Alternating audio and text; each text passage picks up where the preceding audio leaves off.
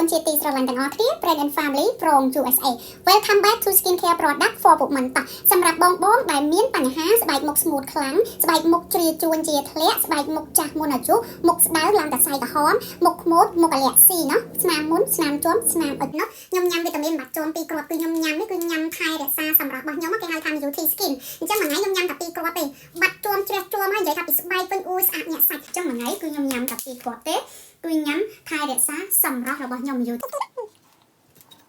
សម្រាប់បងដែលមានបញ្ហាជាំរ៉ាំរ៉ៃជាំ10ឆ្នាំ20ឆ្នាំជាំដូរចង្កូតឆ្នាំប្រើអលខែលលទ្ធផលអស់ហើយមិនថាបោះមិនថាភៀសមិនថាបាញ់លេសមិនថាញ៉ាំវីតាមីនបាត់ជាំរបស់គេមិនថាញ៉ាំ collagen របស់គេអលខែហើយចឹងបងនៅតែបាត់ជាំនៅតែជ្រះជាំបងអាចសាកឡើងវិញខ្ញុំឲ្យបងស្រេចចូលឆា2025បងប្អូនត្រូវតែដាក់គោលដៅត្រូវតែផ្លាស់ប្ដូរការគិតរបស់ជើងចឹងចង់បានស្បែកមុខជើងស្អាតបងស្រេចចូលឆាសម្រាប់បងដែលជាំប្រើឈុតជាបាជាំផលអត់ឃើញប្លែកណាយគ្រីមនេះបងប្អូនឲ្យបកកែខ្លាំងមែនតើមុខដែលគេហៅថាជាំខ្មៅដូចចង្កូតឆ្នាំណាស្នាម